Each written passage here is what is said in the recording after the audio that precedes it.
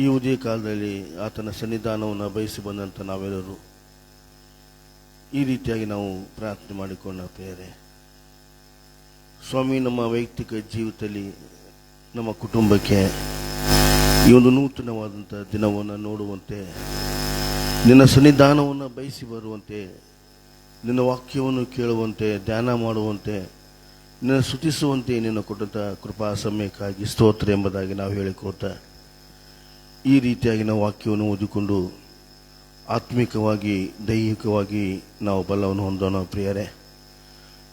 ವಾಕ್ಯವು ನಮಗೆ ಈ ರೀತಿಯಾಗಿ ತಿಳಿಸ್ತಾ ಇದೆ. ಮತ್ತಾಯನ ಬರುವಂಥ ಸುವಾರ್ತೆ 23ನೇ ಅಧ್ಯಾಯ 12ನೇ ವಾಕ್ಯ ಭಾಗ.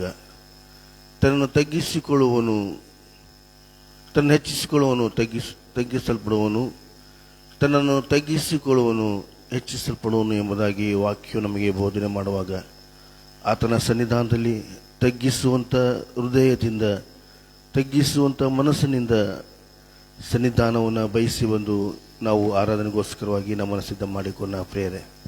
ಓ ಪ್ರಿಯ ನಾವಿಕ ಎಂಬುದಾಗಿ ಈ ಹಾಡನ್ನು ಹಾಡಿಕೊಳ್ಳೋಣ.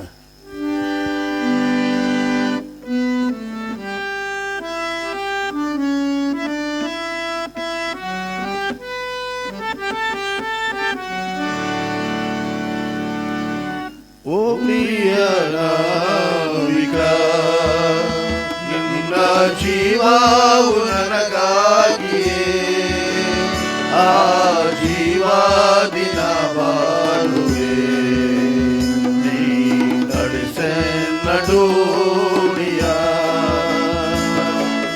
ಓ ಪ್ರಿಯ ನಾವಿಕ, ನಿನ್ನ ಜೀವವು ನನಗಾಗಿಯೇ ಆ ಜೀವಾದಿನ ಬಾಳುವೆ, ನೀ ನಡೆಸೆ ನಡೋಣಿಯ.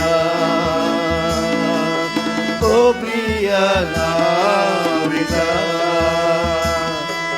ನನ್ನ ಡೋಣಿಯು ನೀರಲ್ಲಿ ಮುಳುಗಲು ನೀರೇ ನಾನೆಂದು ಹೆದರೇನು. ನನ್ನ ಡೋಣಿಯು ನೀರಲ್ಲಿ ಮುಳುಗಲು ನೀರೇ ನಾನೆಂದು ಹೆದರೇನು. ಇಂಥ ನಿನ್ನ ಆಜ್ಞಾಗದೆ ನಾ ಬಾಳುವೆ ಬಾಳುವೆ ಬಾಳುವೆ. ಓ ಪ್ರಿಯ ನಾವಿಕ, ನನ್ನ ಜೀವವು ನನಗಾಗಿಯೇ ಆ ಜೀವಾದಿನ ಬಾಳುವೆ, ನೀ ನಡೆಸೆನ್ನ ದೋಣಿಯ. ಓ ಪ್ರಿಯ ನಾವಿಕ, ನಿನ್ನ ತಾಳ್ಮೆ ಪ್ರೀತಿ ಭಕ್ತಿಗೆ ನೀಡಲು ನನ್ನಲ್ಲಿ ಪರಿದಾಗಿದೆ.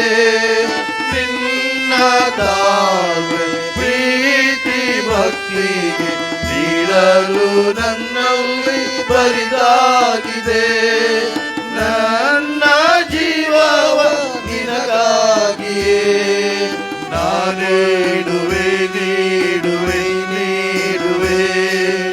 ಓ ಪ್ರಿಯ ನಾವಿಕ, ನಿನ್ನ ಜೀವವು ನನಗಾಗಿಯೇ ಆ ಜೀವಾದಿನ ಬಾಳುವೆ, ನೀ ನಡೆಸೆನ್ನ ದೋಣಿಯ.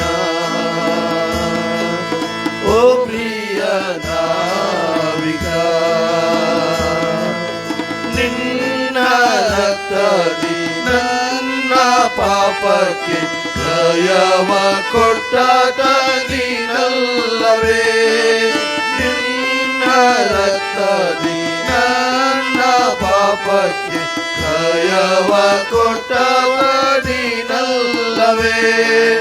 ಇಂಥ ನಿನ್ನ ಆ ಪ್ರೇಮಕ್ಕೆ ನಾ ಹಾಡುವೆ ಹಾಡುವೆ ಹಾಡುವೆ. ಓ ಪ್ರಿಯ ನಾವಿಕ, ನಿನ್ನ ಜೀವವು ನನಗಾಗಿಯೇ ಆ ಜೀವಾದಿನ ಬಾಳುವೆ,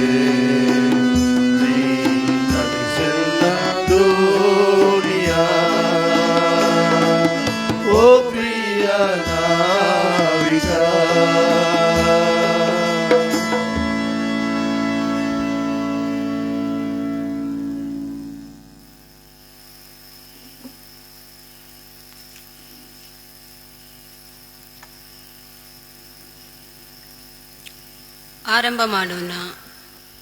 ನಾವು ಪಾಪದ ಪಾಲಿಗೆ ಸತ್ತು ನೀತಿವಂತರಾಗಿ ಜೀವಿಸುವಂತೆ ಆತನು ನಮ್ಮ ಪಾಪಗಳನ್ನು ತಾನೇ ತನ್ನ ದೇಹದಲ್ಲಿ ಹೊತ್ತುಕೊಂಡು ಮರಣದ ಕಂಬವನ್ನು ಏರಿದನು. ನಮ್ಮ ಆರಂಭವು ತಂದೆ, ಮಗ, ಪರಿಶುದ್ಧಾತ್ಮನಾಗಿರುವ ತ್ರಯೇಕ ದೇವರ ನಾಮದಲ್ಲಿ ಉಂಟಾಗಲಿ. ಆಮೆನ್. ನಾವು ದೇವರ ಸ್ತೋತ್ರಕ್ಕಾಗಿ ಹಾಡಿಕೊಳ್ಳುವ ಸಂಗೀತಗಳಲ್ಲಿ 79ನೇ ಸಂಗೀತ 1-3 ಚರಣಗಳನ್ನು ಮಾತ್ರ ಹಾಡಿಕೊಳ್ಳೋಣ. 79ನೇ ಸಂಗೀತ 1-3 ಚರಣಗಳನ್ನು ಮಾತ್ರ ಹಾಡಿಕೊಳ್ಳೋಣ.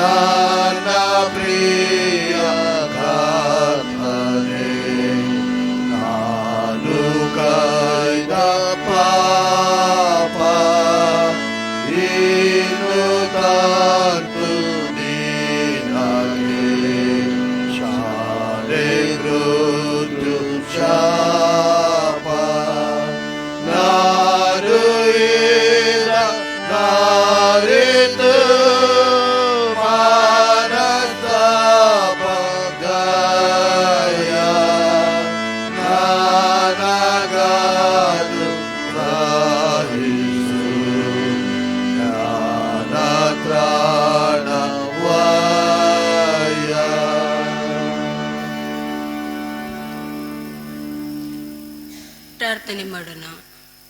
ನಮ್ಮನ್ನು ಅತಿಶಯವಾಗಿ ಪ್ರೀತಿ ಮಾಡಿದ ಸ್ವರ್ಗೀಯ ತಂದೆಯಾದ ದೇವ, ನಿನ್ನ ನಾಮಕ್ಕೆ ಸ್ತೋತ್ರವಾಗಲಿ ಸ್ವಾಮಿ.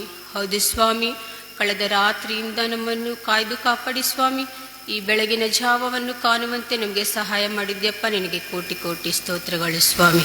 ಹೌದು ಸ್ವಾಮಿ, ನಾವು ಅಲ್ಪರು ಸ್ವಾಮಿ, ಅಯೋಗ್ಯರು, ಯಾವ ಗಣನೆಗೂ ಬಾರದವರಾಗಿದ್ದೇವೆ ಸ್ವಾಮಿ. ನಮ್ಮನ್ನು ನೀನು ಜೀವಿತವಾದ್ಯದಲ್ಲಿ ಪಟ್ಟೆಲಿರಿಸಿದ್ದಿ ಸ್ವಾಮಿ, ನಿನಗೆ ಸ್ತೋತ್ರ ಸ್ವಾಮಿ. ಹೌದು ಸ್ವಾಮಿ, ನಮ್ಮ ಸಭೆಗಾಗಿ ಬೇಡಿಕೊಳ್ಳುತ್ತೇನೆ ಸ್ವಾಮಿ. ನಮ್ಮ ಸಭೆಯಲ್ಲಿರುವಂಥ ಪ್ರತಿಯೊಂದು ಕುಟುಂಬಗಳನ್ನು ಆಶೀರ್ವದಿಸಿ ಬಲಪಡಿಸಿರಿ ಸ್ವಾಮಿ. ನಮ್ಮ ಸಭೆಯಲ್ಲಿರುವಂಥ ಮಕ್ಕಳನ್ನು, ತಂದೆ ತಾಯಿಗಳನ್ನು, ವೃದ್ಧರನ್ನು ಸ್ವಾಮಿ, ಯವನಸ್ಥರನ್ನು ನಿನ್ನ ಮುಂದೆ ನೆನಪು ಮಾಡಿಕೊಳ್ಳುತ್ತೇನೆ ಸ್ವಾಮಿ. ಹೌದು ಕರ್ತನೆ, ಯವನಸ್ಥರನ್ನು ಆಶೀರ್ವದಿಸಿ ಬಲಪಡಿಸಿ ಕರ್ತನೆ. ನಿನ್ನ ಸಭೆಯ ಸ್ತಂಭಗಳಾಗಿ ನಿಲ್ಲುವಂತೆ ಆಶೀರ್ವದಿಸಿ ಬಲಪಡಿಸಿ ಕರ್ತನೆ.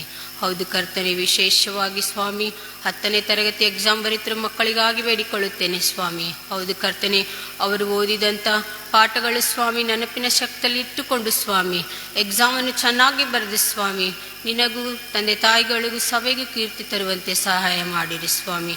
ಹೌದು ಸ್ವಾಮಿ, ವಿಶೇಷವಾಗಿ ಸ್ವಾಮಿ ನಿನ್ನ ವಾಕ್ಯ ಸಂದೇಶವನ್ನು ಹೇಳಲು ಬಂದಿರುವಂಥ ನಿನ್ನ ಸೇವಕರನ್ನು ನಿನಗೆ ಒಪ್ಪಿಸಿಕೊಡುತ್ತೇನೆ ಸ್ವಾಮಿ. ಹೌದು ಕರ್ತನೆ, ಅವರು ಹೇಳುವಂಥ ವಾಕ್ಯವು ಸ್ವಾಮಿ ನಾವು ಕೇಳಿ ಸ್ವಾಮಿ ಬಿಟ್ಟು ಬಿಡದೆ ನಮ್ಮ ಜೀವಿತದಲ್ಲಿ ಅಳವಡಿಸಿಕೊಂಡು ಸ್ವಾಮಿ 30ರಷ್ಟಾಗಲಿ 60ರಷ್ಟಾಗಲಿ 100ರಷ್ಟು ಫಲ ಕೊಡುವಂತೆ ನಮಗೆ ಸಹಾಯ ಮಾಡಿ ಕರ್ತನೆ. ಹೌದು ಕರ್ತನೆ, ತಿರುಗೊಂದು ಆವರ್ತಿ ಸ್ವಾಮಿ ಈ ಆರಾಧನೆಯನ್ನು ನಮ್ಮ ಪ್ರಭುವಾದ ಯೇಸು ಕ್ರಿಸ್ತನ ಮುಖಾಂತರ ಬೇಡಿ ಹೊಂದಿದ್ದೇನೆ ತಂದೆ. ಆಮೆನ್. ದೇವರನ್ನು ಮಹಿಮೆ ಪಡಿಸುವ ಹಾಗೆ ಪರದೆಯ ಮೇಲೆ ಮೂಡಿ ಬರುವ ಮುಂದೆ ಹೋಗುವೆನು ಎಂಬ ಹಾಡನ್ನು ಹಾಡಿಕೊಳ್ಳೋಣ.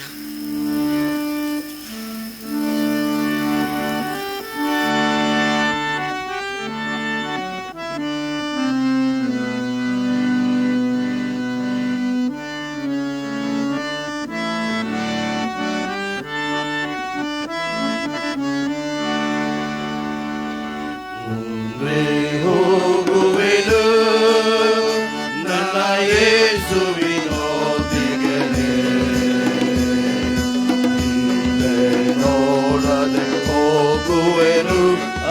ಗುರಿ ಮುಟ್ಟುವ ತನಕ ಹಿಂದೆ ನೋಡದೆ ಹೋಗುವೆನು ಆ ಗುರಿ ಮುಟ್ಟುವ ತನಕ ಹಿಂಸೆ ಸಂಕಟ ಬಂದಾಗ್ಯೂ ಸಂತೋಷದೆ ಹೋಗುವೆನು ಹಿಂಸೆ ಸಂಕಟ ಬಂದಾಗ್ಯೂ ಸಂತೋಷದೆ ಹೋಗುವೆನು ನನ್ನ ಶಿಲುಬೆಯನ್ನು ಹೊತ್ತು ಹೋಗುವೆನು ಆ ಗುರಿ ಮುಟ್ಟುವ ತನಕ ನನ್ನ ಶಿಲುಬೆಯನ್ನು ಹೊತ್ತು ಹೋಗುವೆನು ಆ ಗುರಿ ಮುಟ್ಟುವ ತನಕ ಮುಂದೆ ಹೋಗುವೆನು ನನ್ನ ಯೇಸುವಿನೊಂದಿಗೆ ಹಿಂದೆ ನೋಡದೆ ಹೋಗುವೆನು ಆ ಗುರಿ ಮುಟ್ಟುವ ತನಕ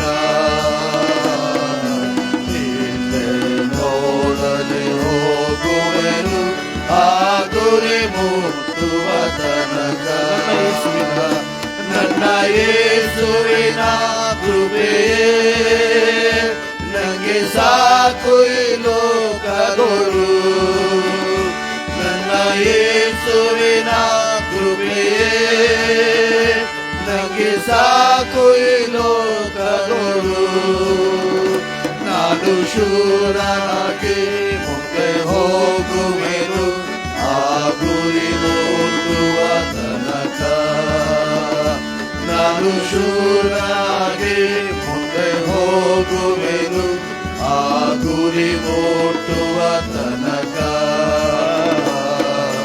ಮುಂದೆ ಹೋಗುವೆನು ನನ್ನ ಯೇಸುವಿನೊಂದಿಗೆ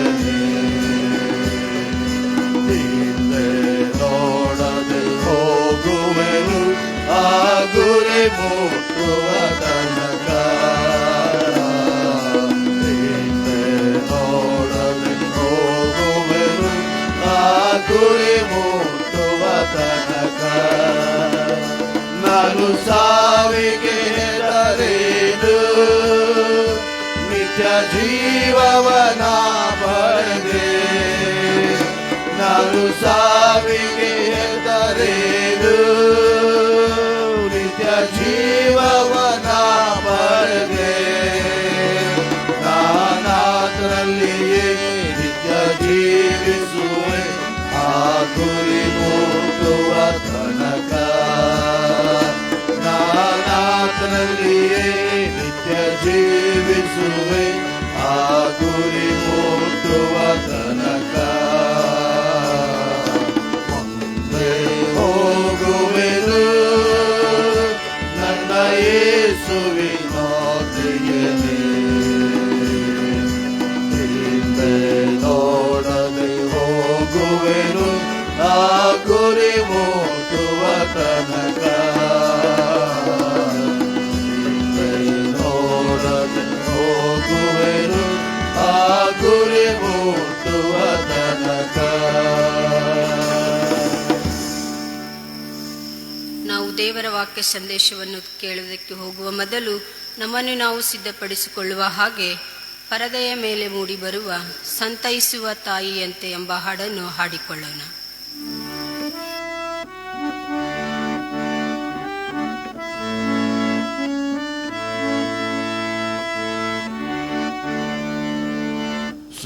ಸಂತೈಸುವ ತಾಯಿಯಂತೆ ನಂದಿಸು ನನ್ನದು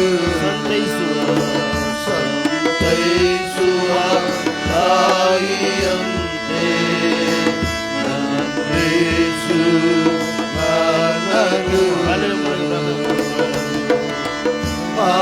hallelujah hallelujah hallelujah hallelujah hallelujah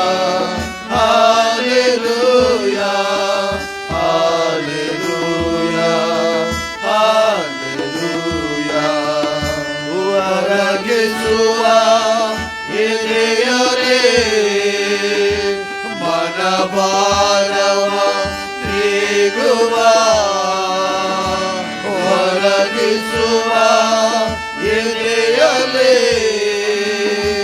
ಮನಭಾರವ ನೀಡುವ ಸಂತೈಸುವ ತಾಯಿಯಂತೆ ನಂದಿಸು ಸಂತೈಸುವ ತಾಯಿಯಂತೆ ನಂದಿಸು ನನ್ನನು ಜೀವ ಕೊಟ್ಟನು ನನಗಾಗಿ ನನ್ನ ಪಾಪವ ಹೋತನು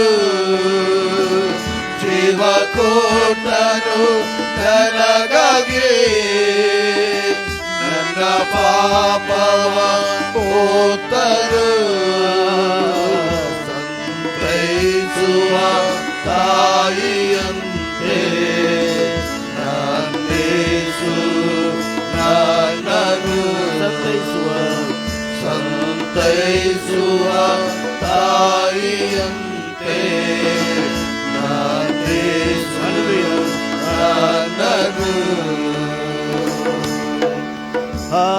hallelujah hallelujah hallelujah hallelujah hallelujah hallelujah hallelujah hallelujah.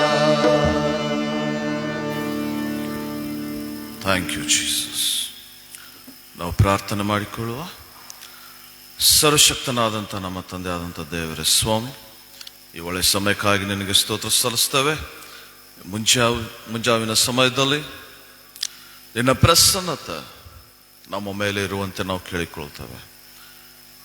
ನಿನ್ನ ಪ್ರಸನ್ನತೆ ನಮಗೆ ಹಿಂಬಲವಾಗಿಯೂ ಮುಂಬಲವಾಗಿಯೂ ನಮ್ಮನ್ನು ಲೀಡ್ ಮಾಡಲಿ, ಮುಂದೆ ನಡೆಸಲಿ, ಜ್ಞಾನ ತಿಳುವಳಿಕೆ ಅನುಗ್ರಹಿಸಲಿ. ಕರ್ತನೆ, ಈ ವಾರದ 2ನೇ ದಿನದಲ್ಲಿ ನಾವು ಹೆಜ್ಜೆ ಇಟ್ಟಿರುವಾಗ ನಿನ್ನ ಮಾರ್ಗದರ್ಶನ ನಾವು ಕೇಳಿಕೊಳ್ತೇವೆ. ನಿನ್ನ ಹೆಸರಿನಲ್ಲಿ ಕರ್ತನಾದ ಯೇಸು ಕ್ರಿಸ್ತನ ನಾಮದಲ್ಲಿ ನಾವು ಪ್ರಾರಂಭ ಮಾಡುವವರಾಗಿದ್ದೇವೆ. ತಂದೆ, ಮಗ, ಪರಿಶುದ್ಧಾತ್ಮನ ಹೆಸರಿನಲ್ಲಿ ಈ ಆರಾಧನೆಯನ್ನು ಸಂಪೂರ್ಣವಾಗಿ ಅಪ್ಪ ನಿನ್ನ ಪಾದದಲ್ಲಿ ನಾವು ಸಮರ್ಪಿಸುವವರಾಗಿದ್ದೇವೆ. ಯೇಸು ನಾಮದಲ್ಲಿ ತಂದೆ, ಆಮೆನ್. ಈ ಒಂದು ಅವಕಾಶವನ್ನು ಕೊಟ್ಟಿರುವಂತಹ ಉರ್ತ್ ಸ್ಮಾರಕ ಸಭೆಯವರಿಗೂ ಮತ್ತು ರೆವರೆಂಡ್ ರೆಜಿನಾಲ್ಡ್ ಅವರಿಗೂ ನಾನು ವಂದನೆ ಸಲ್ಲಿಸುವನಾಗಿದ್ದೇನೆ. ಮತ್ತು ಮೊಟ್ಟ ಮೊದಲು ನಾನು ಪರಲೋಕದಲ್ಲಿರುವಂಥ ನಮ್ಮ ತಂದೆಗೆ ಈ ಅವಕಾಶವನ್ನು, ಆತನ ವಾಕ್ಯವನ್ನು ಹೇಳುವುದಕ್ಕಾಗಿ ನನಗೆ ಕೊಟ್ಟಿರುವುದಕ್ಕಾಗಿ ನಾನು ಆತನಿಗೆ ಮಹಿಮೆಯನ್ನು ಸಲ್ಲಿಸುವನಾಗಿದ್ದೇನೆ. ಕರ್ತನಲ್ಲಿ ಪ್ರಿಯರೇ, ಎಲ್ಲ ಸಭಾ ಹಿರಿಯರು, ಉರ್ತ್ ಸ್ಮಾರಕ ಸಭಾ ಹಿರಿಯರಿಗೂ ಸಹ ನಾನು ವಂದನೆಗಳನ್ನು ಹೇಳುವನಾಗಿದ್ದೇನೆ. ಬನ್ನಿರಿ, ಮುಂಜಾನೆ ನಾವು ಕರ್ತನ ವಾಕ್ಯವನ್ನು ಕೇಳುವ. ಕರ್ತನ ವಾಕ್ಯ ನಮಗೆ ಜೀವವಾಗಿದೆ. ದೇವರ ವಾಕ್ಯ ಹೇಳ್ತದೆ, ಇದು ಜೀವವು ಸಮೃದ್ಧಿಯುಳ್ಳ ಜೀವವಾಗಿದೆ. ಸ್ವತಃ ನಮ್ಮ ಸ್ವಾಮಿ ಹೇಳುವಂತೆ ದೇವರ ಬಾಯಿಯಿಂದ ಹೊರಡುವಂತಹ ಪ್ರತಿಯೊಂದೊಂದು ಮಾತಿನಿಂದಲೂ ನಾವು ಜೀವಿಸುವರಾಗಿದ್ದೇವೆ. ನಾವು ಕರ್ತನ ವಾಕ್ಯದ ಮೇಲೆ, ಆತನ ವಾಗ್ದಾನದ ಮೇಲೆ ಜೀವಿಸುವಂತಹ ಆತನ ಮಕ್ಕಳಾಗಿದ್ದೇವೆ. ಅದಕ್ಕಾಗಿ ನಾವು ಯೇಸು ಕ್ರಿಸ್ತನ ಹೆಸರಿನಲ್ಲಿ ಕ್ರಿಸ್ತನವರು ಎಂಬುದಾಗಿ ನಾವು ಕರೆಯಲ್ಪಡ್ತೇವೆ. ಕ್ರಿಸ್ತನ ವಾಕ್ಯದಿಂದ ಜೀವಿಸುವಂತಹ ಜನರಿಗೆ ಕ್ರಿಸ್ತನವರು ಎಂಬುದಾಗಿ ಕರೀತಾರೆ. ಈ ಮುಂಜಾನೆ ಈ ವಾಕ್ಯವನ್ನು ಕೇಳುವುದಕ್ಕಾಗಿ ನಮ್ಮ ಹೃದಯವನ್ನ ನಾವು ತೆರೆಯೋಣ. ದೇವರ ವಾಕ್ಯ ನಾವು ಜ್ಞಾನೋಕ್ತಿಗಳ ಪುಸ್ತಕ 4ನೇ ಅಧ್ಯಾಯದಲ್ಲಿ ನಾವು ನೋಡುವಾಗ 18, 19, 20 ವಚನ, ಈ ವಾಕ್ಯವನ್ನ ಹೊಂದಿಕೊಳ್ಳುವವರಿಗೆ ಅವು ಜೀವವು ಆರೋಗ್ಯವೂ ಆಗಿದೆ ಎಂಬುದಾಗಿ ದೇವರ ವಾಕ್ಯ ಹೇಳ್ತಾನೆ. ನಮಗೆ ಬರುವಂತ ಆರೋಗ್ಯ ನಾವು ತಿನ್ನುವಂತ ಆಹಾರದಿಂದ ಅಲ್ಲ ಪ್ರಿಯರೇ, ದೇವರ ವಾಕ್ಯವನ್ನು ನಮ್ಮ ಹೃದಯದಲ್ಲಿ ಅಳವಡಿಸಿಕೊಳ್ಳುವುದರ ಮುಖಾಂತರವಾಗಿ. ಈ ಮುಂಜಾನೆ ಸಮಯ ಇದು ನಿಜವಾಗಿ ಇದು ದೇವರ ಪ್ರಸನ್ನತೆ ಸಮಯ. ಮತ್ತು ಕರ್ತನು ಇವತ್ತು ನಮ್ಮ ಮಧ್ಯದಲ್ಲಿದ್ದಾನೆ. ಒಂದು ವಾಕ್ಯವನ್ನ ನಾವು ಓದಿಕೊಳ್ಳೋಣ. ರೋಮಾಪುರದವರಿಗೆ ಬರೆದಂತ ಪತ್ರಿಕೆ 8ನೇ ಅಧ್ಯಾಯ 11ನೇ ವಚನದಲ್ಲಿ ಅಪೊಸ್ತಲನಾದ ಪೌಲನು ರೋಮಾಪುರದವರಿಗೆ ಬರೆದಂತಹ ಪತ್ರಿಕೆ 8ನೇ ಅಧ್ಯಾಯ 11ನೇ ವಚನದಲ್ಲಿ, ಯೇಸುವನ್ನು ಸತ್ತವರೊಳಗಿಂದ ಜೀವಿತನಾಗಿ ಎಬ್ಬಿಸಿದ ಆತನ ಆತ್ಮನು ನಿಮ್ಮಲ್ಲಿ ವಾಸವಾಗಿದ್ದರೆ, ಕ್ರಿಸ್ತ ಯೇಸುವನ್ನು ಸತ್ತವರೊಳಗಿಂದ ಎಬ್ಬಿಸಿದ ಆತನು ನಿಮ್ಮಲ್ಲಿ ವಾಸವಾಗಿರುವ ತನ್ನ ಆತ್ಮನ ಮೂಲಕ ನಿಮ್ಮ ಮರ್ತ್ಯ ದೇಹಗಳನ್ನು ಸಹ ಬದುಕಿಸುವನು. ಇನ್ನೊಂದು ಸಾರಿ ಈ ವಾಕ್ಯವನ್ನು ನಾನು ಓದುತ್ತೇನೆ. 8:11, ಯೇಸುವನ್ನು ಸತ್ತವರೊಳಗಿಂದ ಜೀವಿತನಾಗಿ ಎಬ್ಬಿಸಿದ ಆತನ ಆತ್ಮನು ನಿಮ್ಮಲ್ಲಿ ವಾಸವಾಗಿದ್ದರೆ, ಕ್ರಿಸ್ತ ಯೇಸುವನ್ನು ಸತ್ತವರೊಳಗಿಂದ ಎಬ್ಬಿಸಿದ ಆತನು ನಿಮ್ಮಲ್ಲಿ ವಾಸವಾಗಿರುವ ತನ್ನ ಆತ್ಮನ ಮೂಲಕ ನಿಮ್ಮ ಮರ್ತ್ಯ ದೇಹಗಳನ್ನು ಸಹ ಬದುಕಿಸುವನು. ನಮ್ಮ ರಕ್ಷಕನಾದ ಯೇಸು ಕ್ರಿಸ್ತನು ಆತನು ನಮಗೋಸ್ಕರವಾಗಿ ತನ್ನ ಪ್ರಾಣವನ್ನು ಕೊಟ್ಟನು. 2 ವಿಷಯಗಳನ್ನು ಈ ಸಮಯದಲ್ಲಿ ನಾನು ಮಾತನಾಡಲು ಬಯಸ್ತೇನೆ. ಒಂದು ಸ್ಪಿರಿಚುವಲ್ ರೇಮ್, ಒಂದು ಆತ್ಮಿಕ ವಲಯ ಮತ್ತು ದೈಹಿಕ ವಲಯ. ದೈಹಿಕ ವಲಯ ಅಂದ್ರೆ ಈ ಲೋಕದಲ್ಲಿ ನಾವು ನಮ್ಮ ಕಣ್ಣಿಂದ ಏನು ನೋಡ್ತೇವೋ ಇದು ಒಂದು ದೈಹಿಕ ವಲಯ, ಒಂದು ವರ್ಲ್ಡ್ಲಿ ರೆಲ್ಮ್ ಅಂತ ನಾವು ನೋಡ್ತೇವೆ. ಈ ಒಂದು ವರ್ಲ್ಡ್ಲಿ ರೆಲ್ಮ್ದಲ್ಲಿ ಆತನು ಒಬ್ಬ ಮನುಷ್ಯನಾಗಿದ್ದ, ನನ್ನ ಹಾಗೆ ನಿನ್ನ ಹಾಗೆ ರಕ್ತವನ್ನ ಹೊಂದಿಕೊಂಡಿರುವಂತಹ ಒಂದು ದೇಹದಲ್ಲಿ ವಾಸಿಸುವಂತವನಾಗಿದ್ದ. ಅದರ ನಿಜವಾದಂತಹ ಆತನು ಆತ್ಮವಾಗಿದ್ದು, ಆತ್ಮನ ರೆಲ್ಮ್ದಲ್ಲಿ ಆತನು ಕರ್ತನಾಗಿದ್ದನು ಎಂಬುದಾಗಿ, ದೇವರಾಗಿದ್ದನು ಎಂಬುದಾಗಿ ನಮಗೆ ದೇವರ ವಾಕ್ಯದಲ್ಲಿ ನಾವು ಓದುತ್ತೇವೆ. ನಾವು ಸೃಷ್ಟಿಸಲ್ಪಟ್ಟಿರುವಂಥದ್ದು ನಿಜವಾದಂತಹ ನಾನು ನೀನು, ನಾವು ಆತ್ಮವಾಗಿದ್ದೇವೆ. ವಿ ಆರ್ ಸ್ಪಿರಿಟ್ ಪೀಪಲ್, ನಾವು ಆತ್ಮವಾಗಿದ್ದೇವೆ. ದೇವರು ನಮ್ಮನ್ನು ಸೃಷ್ಟಿಸುವಾಗ ಆತನು ತನ್ನ ಸ್ವರೂಪದಲ್ಲಿ ಸೃಷ್ಟಿಸಿದ್ದಾನೆ, ಆತ್ಮ ಸ್ವರೂಪವಾಗಿ. ಯಾಕೆ? ಆತನು ಆತ್ಮ ಸ್ವರೂಪವಾಗಿದೆ. ನನ್ನನ್ನು ಒಂದು ಶರೀರದಲ್ಲಿ ಆತನು ಇಟ್ಟಿದ್ದಾನೆ. ಈ ಶರೀರ ಒಂದು ವೆಸ್ಸಲ್ ಆಗಿದೆ, ಒಂದು ಪಾತ್ರೆ ಆಗಿದೆ. ನಮಗೆ ಆತನು ಪ್ರಾಣವನ್ನು ಕೊಟ್ಟಿದ್ದಾನೆ. ಈ ಪ್ರಾಣದಲ್ಲಿ ಆತನು ಎಮೋಷನ್ಸ್, ಸ್ವಭಾವ, ಫೀಲಿಂಗ್, ಭಾವನೆಗಳು, ವಿಲ್ ಪವರ್, ಚಿತ್ತ, ಡಿಸಿಷನ್ ಮಾಡುವಂತಹ ಶಕ್ತಿಯನ್ನು ಆತನು ಕೊಟ್ಟಿದ್ದಾನೆ. ಆದ್ರೆ ನಿಜವಾದಂತಹ ನಾನು ಒಂದು ಆತ್ಮವಾಗಿದ್ದೇನೆ, ಆತ್ಮವಾಗಿ ಶರೀರದಲ್ಲಿ ಇಡಲ್ಪಟ್ಟಿದ್ದೇನೆ. ಸೊ ನನ್ನನ್ನು ನಾನು ನೋಡುವಾಗ ನಾನು ಒಂದು ಶರೀರದ ರೂಪವಾಗಿ ಕನ್ನಡಿಯ ಮುಂದೆ ನೋಡಿಕೊಳ್ಳುವುದಲ್ಲ, ನಾನು ಒಂದು ಆತ್ಮವಾಗಿದ್ದೇನೆ ಎಂಬುದಾಗಿ ನಾನು ಹೇಳಿಕೊಳ್ಳುವನಾಗಿದ್ದೇನೆ.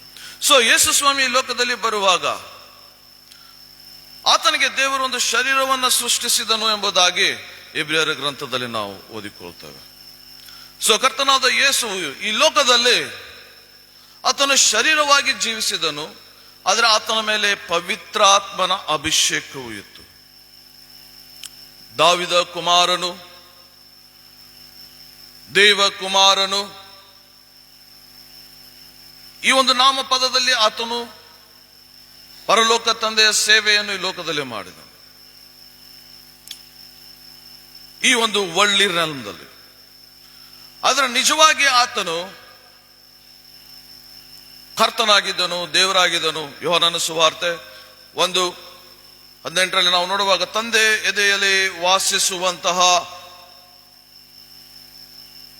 ಏಕೈಕ ಪುತ್ರನೆಂಬುದಾಗಿ ನಾವು ನೋಡ್ತೇವೆ. ಆತನೊಳಗಡೆ ಇರುವ ಆತನು ನಮಗೋಸ್ಕರವಾಗಿ ಈ ಭೂಲೋಕದಲ್ಲಿ ಜನಿಸಿ ಬಂದನು. ಆತನೊಬ್ಬನೇ ತಂದೆಯಾದ ದೇವರನ್ನು ನೋಡಿದವನು ಎಂಬುದಾಗಿ ಯೋಹಾನನು, ಅಪೊಸ್ತಲನಾದ ಯೋಹಾನನು ನಮಗೆ ಹೇಳುವನಾಗಿದ್ದಾನೆ. ಈ ವಾಕ್ಯವನ್ನು ಓದುವಾಗ ಯೇಸುವನ್ನು ಸತ್ತವರೊಳಗಿಂದ ಜೀವಿತನಾಗಿ ಎಬ್ಬಿಸಿದ ಆತನ ಆತ್ಮನು ನಿಮ್ಮಲ್ಲಿ ವಾಸವಾಗಿದ್ದರೆ, ಪರಿಶುದ್ಧ ಆತ್ಮನು. ಕರ್ತನಲ್ಲಿ ಪ್ರಿಯರೇ, ನಾನು ಮೊದಲೇ ಹೇಳಿರುವ ಹಾಗೆ ನಾವೆಲ್ಲರೂ ಆತ್ಮಿಕ ಜನರು, ನಾವು ಆತ್ಮನನ್ನ ಹೊಂದಿಕೊಂಡವರಾಗಿದ್ದೇವೆ. ಸೊ ನಾವು ಜೀವಿಸುವಾಗ ನಮಗೆ ಆತ್ಮನ ವಚನಗಳು ಬೇಕು, ಆತ್ಮನ ವಾಕ್ಯಗಳು ಬೇಕು. ಸತ್ಯವನ್ನ ತಿಳಿದುಕೊಳ್ಳಿರಿ, ಸತ್ಯ ನಿಮಗೆ ಬಿಡುಗಡೆ ಕೊಡುವುದು. ಆಗ ಸತ್ಯ ಅನ್ನುವಾಗ ದೇವರ ವಾಕ್ಯ ನಮಗೆ ಏನು ಸತ್ಯವನ್ನು ಹೇಳುತ್ತದೋ ಅದು ಸತ್ಯವಾಗಿದೆ. ನಾನು ದೇವರಲ್ಲಿ ಬೆಳೆಯುತ್ತಾ ಇರುವಾಗ, ದೇವರ ವಾಕ್ಯದಲ್ಲಿ ಬೆಳೆಯುತ್ತಾ ಇರುವಾಗ ಒಂದು ಚಾಲೆಂಜ್ ನನ್ನ ಎದುರಿಗೆ ಬಂತು. ಆ ಚಾಲೆಂಜ್ ಏನಂದ್ರೆ, ದೇವರು ಇಲ್ಲ, ದೇವರು ಇದ್ದಾನೆ. ದೇವರು ಇಲ್ಲ, ದೇವರು ಇದ್ದಾನೆ. ಸೊ ಗ್ಯಾರೇಜ್ದಲ್ಲಿ ಒಂದು ಮೆಕ್ಯಾನಿಕ್ ಗ್ಯಾರೇಜ್ದಲ್ಲಿ ಒಂದು ವಾದ ನಡೀತಾ ಇದೆ. ಆ ವಾದದಲ್ಲಿ ಆ ಗ್ಯಾರೇಜ್ದಲ್ಲಿ ಇರುವಂತಹ ಆ ಮೆಕ್ಯಾನಿಕ್ಗೆ ಏನೋ ಒಂದು ಕಹಿಯಾದ ಘಟನೆ ನಡೆದಿದೆ. ಹೀಗಾಗಿ ಆತನು ನಂಬದೇ ಇರುವಂತಹ ವ್ಯಕ್ತಿ ಆಗಿದ್ದಾನೆ. ಈಸ್ ಅಥಿಸ್ಟ್. ಆ ಸಮಯದಲ್ಲಿ ಅಲ್ಲಿ ಒಬ್ಬ ಯಂಗ್ ಇವ್ಯಾಂಜಲಿಸ್ಟ್ ಸುವಾರ್ತಿಕನಿದ್ದಾನೆ, ಗಾಡಿ ತಗೊಂಡು ಹೋಗಿದ್ದಾನ.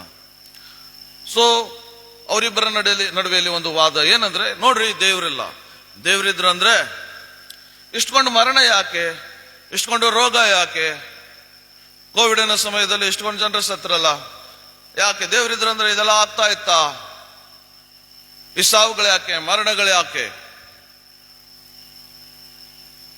ಆ ಯೌವನಸ್ಥನಾಗಿರುವಂತಹ ಆ ಒಬ್ಬ ಸುವಾರ್ತಿಕನು ಯೋಚನೆ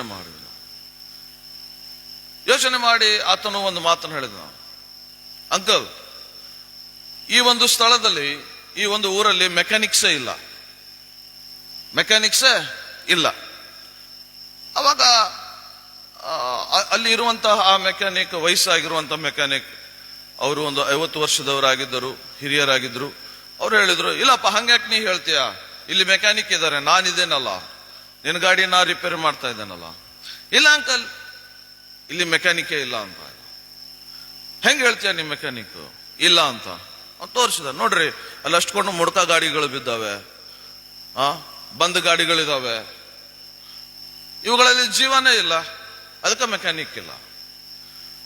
ಅವಾಗ ಆ ಮೇಸ್ತ್ರಿ ಹೇಳಿದ್ರು, ಇಲ್ಲ, ಆ ಓನರ್ಸ್ಗಳು ಆ ಗಾಡಿನ ತಗೊಂಡು ಬಂದು ರಿಪೇರಿ ಮಾಡಿಸ್ಬೇಕು. ರಿಪೇರಿ ಮಾಡಿಸಿದಾಗ ಏನಾಗ್ತದೆ, ಆ ಗಾಡಿ ಸರಿ ಆಗ್ತದೆ. ಹೋಗಿದ ಪಾರ್ಟನ್ನ ಏನ್ ಮಾಡಬೇಕು, ಹೊಸ ಪಾರ್ಟನ್ನ ಬದಲಾಯಿಸಬೇಕು. ಅವಾಗ ಆತನ ಹೇಳಿದ, ಅಲ್ಲ ಅಂಕಲ್, ಈ ಗಾಡಿ ನಿಮ್ಮ ಹತ್ರ ತಗೊಂಡು ಬಂದು ರಿಪೇರಿ ಮಾಡಿಸಿದ್ರೆ ಅದು ರಿಪೇರಿ ಆಗ್ತದೆ. ಹಾಗೆ ಮನುಷ್ಯನು ತನ್ನ ಜೀವವನ್ನು, ತನ್ನ ಜೀವಿತವನ್ನು ಜೀವವುಳ್ಳ ದೇವರ ಬಳಿಗೆ ತರುವಾಗ ದೇವರು ಅದನ್ನು ಸರಿ ಮಾಡ್ತಾನೆ.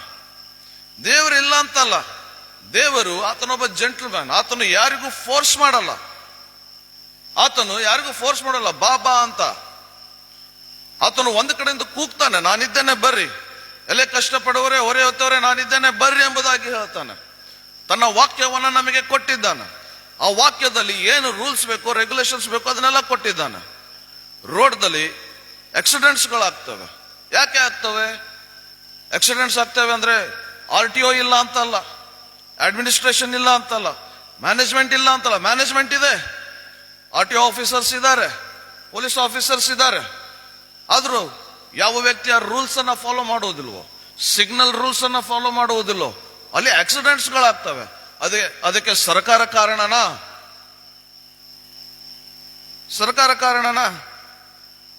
ಇಲ್ಲ. ಆದರೆ ಅಲ್ಲಿ ಹುಟ್ಟಿ ಬೆಳೆದು ಪಾಲಿಸಿಕೊಂಡು ನಡೆಯುತ್ತಾ ಇರುವಂತಹ ಮನುಷ್ಯನು ಅದಕ್ಕೆ ಕಾರಣನಾಗ್ತದೆ. ಸೊ ಆ ವ್ಯಕ್ತಿ ದೇವರ ಬಳಿಗೆ ಬಂದು ತನ್ನ ಜೀವಿತವನ್ನು ಒಪ್ಪಿಸಿಕೊಟ್ಟು, ತನ್ನ ಜೀವಿತವನ್ನು ಈ ಸತ್ಯವೇದದ ವಾಕ್ಯದ ಅನುಗ್ರಹದಿಂದ ನಡೆಸಿಕೊಂಡು ಹೋಗುವುದು ಅವನಿಗೆ ಒಳಪಟ್ಟದ್ದಾಗಿದೆ. It is his personal life. ಕರ್ತನಾದ ಯೇಸುವನ್ನು ತನ್ನ ಜೀವಿತದಲ್ಲಿ ಅನುಭವದಿಂದ ಅದನ್ನ ನಡೆಸಿಕೊಂಡು ಹೋಗುವುದು ಆತನೊಂದು ವೈಯಕ್ತಿಕ ಜೀವಿತ.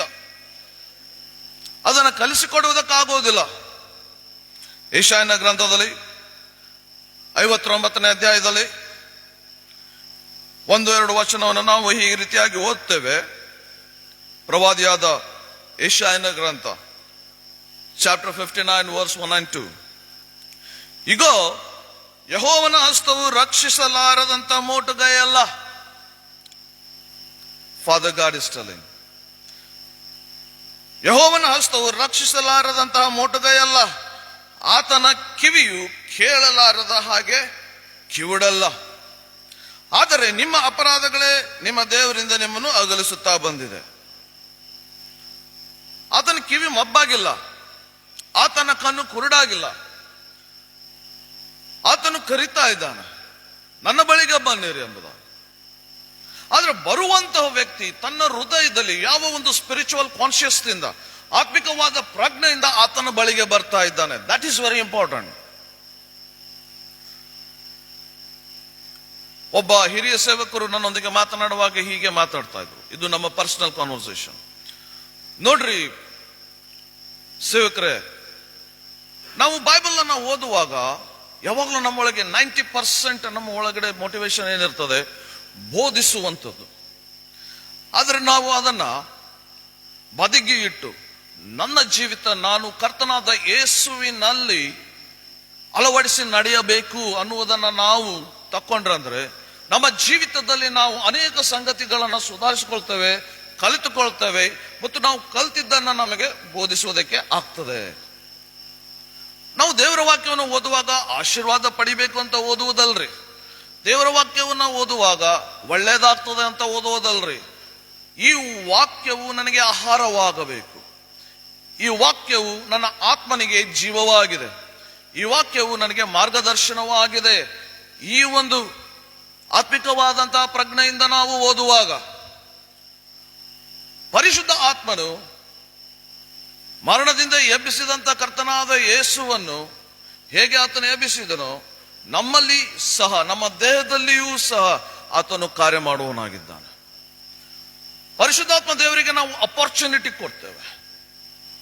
ಆತನು ಹಾಗೆ ಬಂದು ಅಬ್ರಕಡಾಬ್ರ ಅಂತ ಅಂದ್ರೆ ABCD ಮ್ಯಾಜಿಕ್ ಮಾಡೋಲ್ಲ.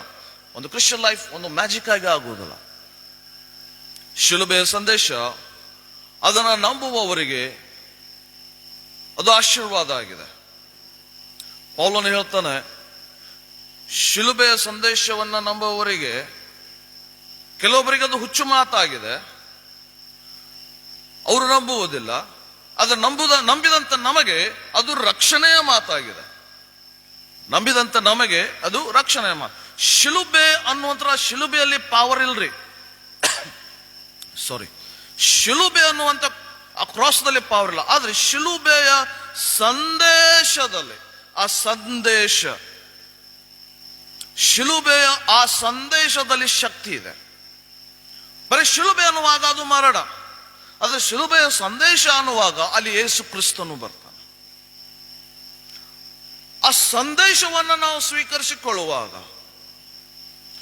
ನಮ್ಮ ಒಳಗಡೆ ಕ್ರಿಸ್ತನು ಜನಿಸುವನಾಗಿದ್ದಾನೆ, ನಮ್ಮ ಒಳಗಡೆ ಪರಿಶುದ್ಧಾತ್ಮನು ಕಾರ್ಯ ಮಾಡುವನಾಗಿದ್ದಾನೆ. ಅದು ಮೊದಲನೇ ಹಂತವಾದರೆ ಎರಡನೇ ಹಂತ, ನಾವು ಪ್ರತಿ ಸಾರಿ ನಾವು ಕರ್ತನ ಅನ್ಯೋನ್ಯತೆಯಲ್ಲಿ ಬಂದು ಆತನೊಂದಿಗೆ ಜೀವಿಸುವಂತಹ ಒಂದು ಮನೆಯವರಾಗಿದ್ದೇವೆ. ಪೇತ್ರನ ಪತ್ರಿಕೆಗಳಲ್ಲಿ ನಾವು ನೋಡ್ತೇವೆ, ನಾವೆಲ್ಲರೂ ಕರ್ತನಾದ ಯೇಸುವಿನಲ್ಲಿ ಕಟ್ಟಲ್ಪಡ್ತಾ ಇರುವಂತಹ ಕಲ್ಲುಗಳಾಗಿದ್ದೇವೆ. ನಾವು ಜೀವಿಸುವ ಕಲ್ಲುಗಳಾಗಿದ್ದೇವೆ, ಕರ್ತನಲ್ಲಿ ಕಟ್ಟಲ್ಪಡುವವರಾಗಿದ್ದೇವೆ. ಸೊ ಇಲ್ಲಿ ಕುಳಿತಿರುವಂತಹ ನಾವುಗಳು ಪೇತ್ರನ ಪ್ರಕಾರ ನಾವು ಕಲ್ಲುಗಳಾಗಿದ್ದೇವೆ. ಬರೇ ಕಲ್ಲು ಅಲ್ಲ, ಜೀವಿಸುವಂತಹ ಕಲ್ಲು. ಬರೀ ಜೀವಿಸುವಂತಹ ಕಲ್ಲುಗಳಲ್ಲ, ಕಟ್ಟಲ್ಪಡ್ತಾ ಇರುವಂತಹ ಕಲ್ಲುಗಳು. ಸೊ ಕಟ್ಟಲ್ಪಡ್ತಾ ಇರುವಂತಹ ಕಲ್ಲುಗಳು ಅನ್ನುವಾಗ ನಾವು ಆತ್ಮದಲ್ಲಿ ಬೆಳೆಯುತ್ತಾ ಇರುವಂತಹ ಆತ್ಮನ ಜೀವಿಗಳಾಗಿದ್ದೇವೆ. ಯೇಸು ಸ್ವಾಮಿ ಹೇಳ್ತಾನೆ, ನಿಮ್ಮ ಹೊಟ್ಟೆ ಒಳಗಡೆಯಿಂದ ಜೀವಕರವಾದಂತಹ ನದಿಯು ಹರಿಯುವುದು. Out of your belly shall flow the living stream. A spiritual living fountain, ಜೀವಿಸುವಂತಹ ಹೊಳೆ. ಸೊ ಈಗ ನಾನು ಕರ್ತನ ವಾಕ್ಯ ಕಡೆಗೆ ಬರ್ತಾ ಇರುವಾಗ ಯಾವ ಒಂದು ಪ್ರಜ್ಞೆಯಿಂದ ಬರ್ತಾ ಇದ್ದಾನೆ, ನನ್ನಲ್ಲಿ ಇರುವಂತಹ ಈ ಜೀವದ ಹೊಳೆ ತುಂಬಿಸಲ್ಪಡಬೇಕು ಮತ್ತು ಅದು ಹರಿಯಲ್ಪಡಬೇಕು. ಆವಾಗ ನಾವು ಹೋಗಿ ನಿಂತುಕೊಳ್ಳುವಂತಹ ಸ್ಥಳದಲ್ಲಿ ಅದು ಮರುಭೂಮಿ ಆಗಿದ್ದರೂ ಸಹ, ಅಲ್ಲಿ ಮರಣದ ಪ್ರದೇಶವೂ ಸಹ ಆಗಿದ್ದರೆ ಅದು ನಿನಗೆ ಅಫೆಕ್ಟ್ ಮಾಡುವುದಿಲ್ಲ. ಯಾಕೆ? ನಿನ್ನ ಒಳಗಡೆ ಯಾರಿದ್ದಾರೆ? ಜೀವದ ಛಲ, ಜೀವವನ್ನು ಉಂಟು ಮಾಡುವಂತ ಆತ್ಮನ ಬಲ.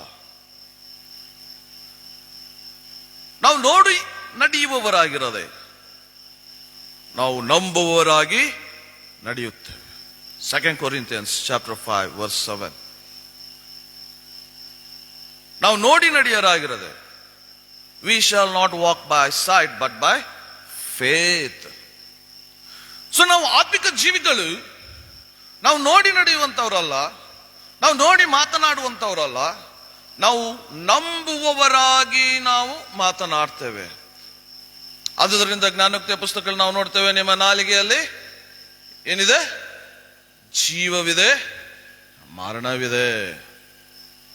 There is life and death.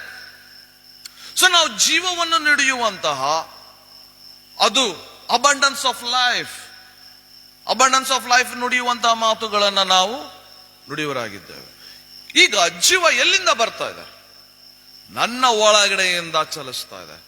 ಹಳೆ ಒಡಂಬಡಿಕೆಯಲ್ಲಿ ಜೀವವು ಮೇಲಿಂದ ಬರ್ತಾ ಇತ್ತು, ದೇವರಿಂದ ಬರ್ತಾ ಇತ್ತು. ಆದ್ರೆ ಹೊಸ ಒಡಂಬಡಿಕೆಯಲ್ಲಿ ಕರ್ತನಾದ ಯೇಸುವು ನಮ್ಮ ಮೂಲಕವಾಗಿ ಜೀವ ಹರಿದು ಹೋಗಬೇಕು ಎಂಬುದಾಗಿ ಆತನು ಚಿತ್ತ ಮಾಡ್ತಾನೆ. That is the will of Jesus. ಹಳೆ ಒಡಂಬಡಿಕೆಯಲ್ಲಿ ಈ ಧರ್ಮಶಾಸ್ತ್ರವನ್ನು ಹಗಲು ಇರುಳು ಧ್ಯಾನಿಸುವ ಆತನು ನದಿಯ ದಡದಲ್ಲಿ ಬೆಳೆದಿರುವಂತಹ ಮರದ ಹಾಗಿರ್ತಾನೆ. ಮನುಷ್ಯನನ್ನು ಒಂದು ಮರಕ್ಕೆ ಹೋಲಿಸುತ್ತಾರೆ. ಸಕಾಲದಲ್ಲಿ ಆತನು ಫಲವನ್ನು ಕೊಡುವನಾಗಿದ್ದಾನೆ. ಹೊಸ ಒಡಂಬಡಿಕೆಯಲ್ಲಿ ಹಾಗಿಲ್ಲ. ಹೊಸ ಒಡಂಬಡಿಕೆಯಲ್ಲಿ ಏನಾಗಿದೆ? ಯೇಸು ಸ್ವಾಮಿ ಹೇಳ್ತಾನೆ, ನಾನೇ ದ್ರಾಕ್ಷ ಬಳ್ಳಿಯಾಗಿದೆ. Praise the Lord, praise the Lord. ನಾನೇ ದ್ರಾಕ್ಷ ಬಳ್ಳಿಯಾಗಿದ್ದೇನೆ ಮತ್ತು ನೀವು ನನ್ನಲ್ಲಿ ವಾಸಿಸುವಂತಹ ಕೊಂಬುಗಳು. ಸೊ ನಾವು ಒಂದು ಗಿಡದ ಹಾಗೆ ನೋಡುವುದಿಲ್ಲ. ಈಗ ನಾವು ಹೇಗೆ ನೋಡಿಕೊಳ್ತೇವೆ ಅಂತ ಹೇಳಿದ್ರೆ, ಅಂದ್ರೆ ಕ್ರಿಸ್ತನಲ್ಲಿ ಇರುವಂತಹ ನಾವು ಕೊಂಬೆಗಳಾಗಿ ನಮ್ಮನ್ನು ನಾವು ನೋಡುವವರಾಗಿದ್ದೇವೆ. ಆತನ ಚಿತ್ತ ಏನು? ನಾವು ನಿರಂತರ ಫಲ ಕೊಡುವವರಾಗಿರಬೇಕು. ಆತನ ನಾಮಕ್ಕೆ ಮಹಿಮೆಯನ್ನು ತರುವಂತಹ ಆತನ ಮಕ್ಕಳಾಗಿರಬೇಕೆಂದು ಆತನು ಬಯಸುತ್ತಾನೆ. ಪ್ರಿಯರೇ, ಆತನ ಹಸ್ತ ರಕ್ಷಿಸಲಾರದ ಮೋಟುಗೈಯಲ್ಲ. ಸೊ ಅವಾಗಲೇ ನಾನು ಹೇಳಿದೆ, ನಾವು ಕಟ್ಟಲ್ಪಡ್ತಾ ಇರುವಂತಹ ಕಲ್ಲುಗಳಾಗಿರುವಾಗ ನಾವು ದೇವರ ಮನೆಯವರಾಗಿ ಒಂದು ಕುಟುಂಬವಾಗಿ ಆತನ ಅನ್ಯೋನ್ಯತೆಯಲ್ಲಿ ಬರ್ತೇವೆ. ನಮ್ಮ ಒಂದು ಆತ್ಮಿಕ ಕಾನ್ಶಿಯಸ್ ಅನ್ನ ನಾವು ಬದಲಾಯಿಸಬೇಕು. ನಮ್ಮ ಆತ್ಮಿಕ ಪ್ರಜ್ಞೆಯನ್ನ ಬದಲಾಯಿಸಿಕೊಂಡು ನಾನು ದೇವರ ಮನೆಯವಳಾಗಿದ್ದೇನೆ, ಮನೆಯವನಾಗಿದ್ದೇನೆ.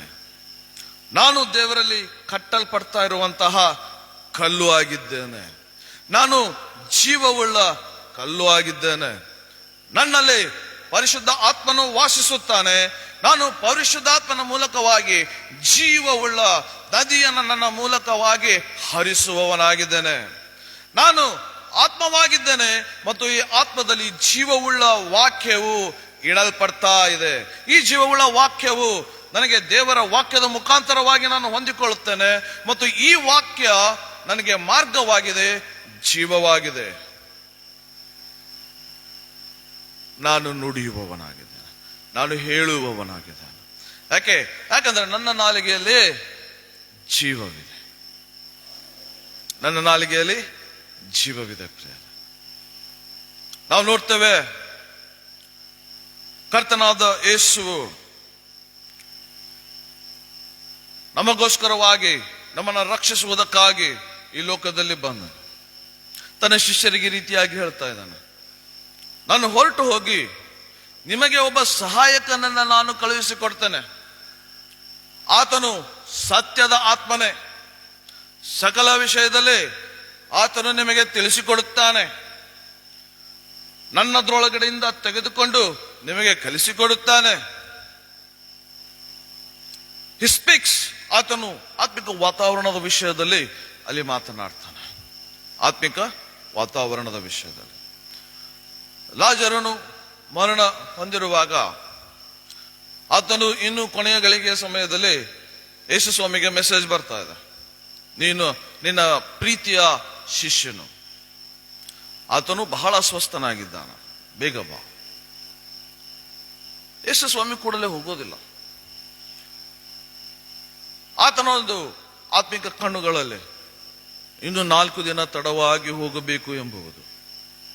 ಇನ್ನು 4 ದಿನ ಆತನು ಮರಣ ಹೊಂದಿದ್ದಾನೆ. ಮರಣ ಹೊಂದಿದ ಮೇಲೆ ಆತನು ಲಾಜರನ ಮನೆಗೆ ಹೋಗ್ತಾನೆ. What is this? What is this? ಮತ್ತಾಯನ ಸುವಾರ್ತೆ 9ನೇ ಅಧ್ಯಾಯದಲ್ಲಿ ನಾವು ನೋಡುವಾಗ, ಇಲ್ಲಿ ಕೇಳುವ 9ನೇ ಅಧ್ಯಾಯದಲ್ಲಿ ನಾವು ನೋಡುವಾಗ, ಯೇಸು ಸ್ವಾಮಿ ಮತ್ತು ಆತನ ಶಿಷ್ಯರು ಅವರು ಸಮುದ್ರದಲ್ಲಿ ಹೋಗ್ತಾ ಇದ್ದಾರೆ. ಗಲಿಲಾಯ ಸಮುದ್ರ. ತಡತ್ತಾಗಿ ಬಿರುಗಾಳಿ ಬೀಸ್ತಾ ಇದೆ. ಹಡಗು ಮುಳುಗುವಂತಹ ಒಂದು ಪರಿಸ್ಥಿತಿಯಲ್ಲಿ ಬರ್ತಾ ಇದೆ. ಸಮಾನವಾಗಿ ನಾವೆಲ್ಲರೂ ಏನ್ ಮಾಡ್ತೇವೆ? ಹೆದರ್ತೇವೆ. ಹೆದರಿ ಆ ಹಡಗಿನ ಕ್ಯಾಪ್ಟನ್ ಕಡೆಗೆ ಹೋಗ್ತೇವೆ. ಕ್ಯಾಪ್ಟನ್ ಕಡೆಗೆ ಹೋಗಿ, ನಾವು ಸಾಯ್ತಾ ಇದ್ದೇವೆ, ನೀವೇನ್ ಮಾಡ್ತಾರೆ, ಇದು ಹೇಳುವಂಥದ್ದು ಕಾಮನ್. ಈ ಒಂದು ದೃಶ್ಯ ಕರ್ತನಾದ ಯೇಸು ಸ್ವಾಮಿಗೆ ಕಡೆಗೆ ಬಂದಾಗ ಆತನು ಧೈರ್ಯದ ಮಾತುಗಳನ್ನು ತನ್ನ ಶಿಷ್ಯರಿಗೆ ಹೇಳಿಲ್ರಿ. ಹೇಳಿದಂತೀರಾ? ಭಯ ಪಡಕ್ ಹೋಗ್ಬೇಡ್ರಿ, ನಾನಿದ್ದೇನೆ ಅಂತ ಹೇಳಿದ್ನ? ನಾನಿದ್ದೇನೆ, ಭಯ ಪಡಬೇಡ್ರಿ, ಧೈರ್ಯಗೊಳ್ರಿ, ಯಾಕೆ ಹೆದರ್ತೀರಿ ಅಂತ ಹೇಳಿದ್ನ? ಅವರು ಮರಣ ಭಯದಿಂದ ಬರ್ತಾ ಇದ್ದಾರೆ, ಅಂಜಿಕೊಂಡು ಬರ್ತಾ ಇದ್ದಾರೆ. ಉದಾಹರಣೆಗೆ ನಿಮ್ಮನ್ನೇ ಊಹಿಸಿಕೊಳ್ರಿ, ನೀವು ಹೋಗಿ ಯೇಸು ಸ್ವಾಮಿನ ಎಬ್ಬಿಸ್ತಾ ಇದ್ದೀರಿ. ಎಬ್ಸಿದ ಕೂಡ ಅಲ್ಪ ವಿಶ್ವಾಸಿಗಳ ಬೈದ್ಬಿಟ್ರಂದ್ರೆ ಹೇಗಿರ್ತದೆ? ಎಕ್ಸಾಮ್ ಬರ್ತಾ ಇದೆ, ಎಕ್ಸಾಮಿನ ಸಮಯದಲ್ಲಿ ಡ್ಯಾಡಿ ಮಮ್ಮಿ ನನಗೆ ಬಹಳ ಹೆದರಿಕೆ ಆಗ್ತಾ ಇದೆ ಅನ್ನುವಾಗ ನೀವು ಆತನಿಗೆ ಬೈದ್ಬಿಟ್ರೆ ಹೆಂಗಿರ್ತದೆ? Wrong message, wrong emotions, wrong feeling. But Yesu Swami ಅವರಿಗೆ ಬೈತಾ ಇದ್ದ. ವೈ? A spiritual conscious. ಇದನ್ನು ಆತ್ಮಿಕ ಪ್ರಜ್ಞೆಯಿಂದ ನಾವು ಯೋಚನೆ ಮಾಡಬೇಕು. ಇಬ್ರಿಯರ ಗ್ರಂಥ 11:6 ನಾವು ನೋಡುವಾಗ, ಆತನನ್ನ ಮೆಚ್ಚಿಸುವುದಕ್ಕೆ ನಂಬಿಕೆ ಬೇಕು. Price the lord. ನಂಬಿಕೆಯಿಂದಲೇ ನಾವು ಆತನನ್ನ ಮೆಚ್ಚಿಸಬಹುದು. ಅಳುವುದರಿಂದ, ಕೂಗುವುದರಿಂದ ಆತನು ನಮ್ಮ ಮೇಲೆ ದಯೆ ತೋರಿಸಬಹುದು. ಆದರೆ ಮೆಚ್ಚಿಕೆ ಅನ್ನುವುದು ನಂಬಿಕೆಯಿಂದ ಮಾತ್ರ ಸಾಧ್ಯ. ನಾನು ನನ್ನ ದೇವರನ್ನ ಮೆಚ್ಚಿಸಬೇಕು, ನಾನು ನನ್ನ ದೇವರನ್ನ ಸಂತೋಷಿಸಬೇಕು, ದೇವರು ನನಗೆ ಬಲ, ನನ್ನ ನಂಬಿಕಸ್ಥ ಮಗನೇ ಅನ್ನಬೇಕು. ಅದು ನಂಬಿಕೆಯಿಂದ ಮಾತ್ರ ಸಾಧ್ಯ. Yes lord, I believe in you and I am going to do it in your name. ನಿನ್ನ ನಾಮದಲ್ಲಿ ನಾನು ಮಾಡುತ್ತೇನೆ. ಅಳುವುದರಿಂದ, ಕೂಗುವುದರಿಂದ ಆತನ ದಯೆಯನ್ನು ನಾವು ಹೊಂದ್ಕೊಳ್ತೇವೆ. ಆತನು ಕನಿಕರವುಳ್ಳ ತಂದೆ, ಕನಿಕರವುಳ್ಳವನು. ತಂದೆಯ ಹಾಗೆ ನಮ್ಮನ್ನು ಪ್ರೀತಿಸುತ್ತಾನೆ, ತಂದೆಯ ಹಾಗೆ ತಾಯಿ ಹಾಗೆ ಕನಿಕರಿಸುತ್ತಾನೆ. ಆದರೆ ಆತನು ಬಹಳ ನನ್ನ ಮಗಳೇ ಅನ್ನಬೇಕಂತ ಹೇಳಿದ್ರಂದ್ರೆ ಅದಕ್ಕೆ ನಂಬಿಕೆ ಬೇಕು. ನಂಬಿಕೆಯಿಂದಲೇ ನೀನು ಆತನನ್ನ ಮೆಚ್ಚಿಸಬೇಕು. ನೀವು ಹೇಳ್ಬೋದು, ಹೇಗ್ರಿ ಸೇವಕ್ರೆ? ನಾನು ಹೇಳಿದೆ, ನಾವು ನಿಜವನ್ನ ನೋಡುವಂಥವ್ರಲ್ಲ, ಸತ್ಯವನ್ನ ನೋಡುವಂಥವ್ರು. ಸತ್ಯವನ್ನ ತಿಳಿದುಕೊಳ್ಳ್ರಿ, ಸತ್ಯವು ಬಿಡುಗಡೆ ಕೊಡ್ತದೆ. ಸೊ ನಾವು ಆತ್ಮಿಕ ಜನರು, ನಾವು ಆತ್ಮಿಕ ವಾಕ್ಯವನ್ನು ಹಿಡಿದುಕೊಳ್ಳುವರು.